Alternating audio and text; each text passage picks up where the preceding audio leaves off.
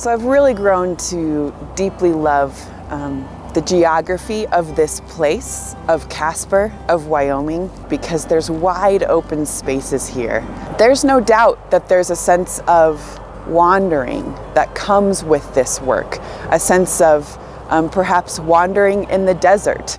I think one of the challenges here is many of our pastors are 80 to 100 miles away from another pastor. Just that sense of isolation is a tough issue to deal with. She has to do it all. Maybe has to start with nothing. Many of our new worshiping community leaders are doing it by themselves.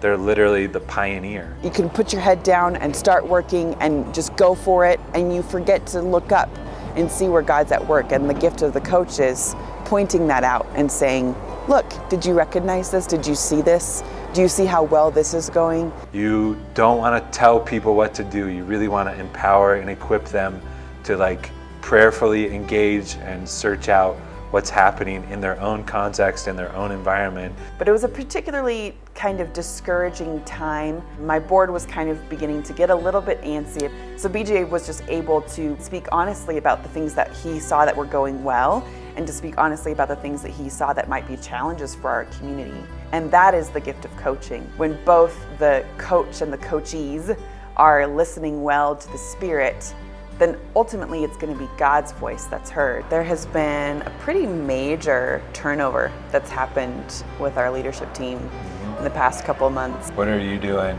to manage or cope with the challenges of that? I've just been really working on step-by-step surrender. So practical ways in my daily prayer or my weekly Sabbath to just release what I can't control, which is moment by moment sometimes. The dark place that I might go to is probably most closely tied with high self-expectations. The value of coaching becomes just the gift of companionship, the gift of sturdiness, and knowing that that relationship is there and that those questions and that person is gifting us with prayer, gifting us with walking the way with us. Recognizing that we're not in this work alone, and it's immeasurable.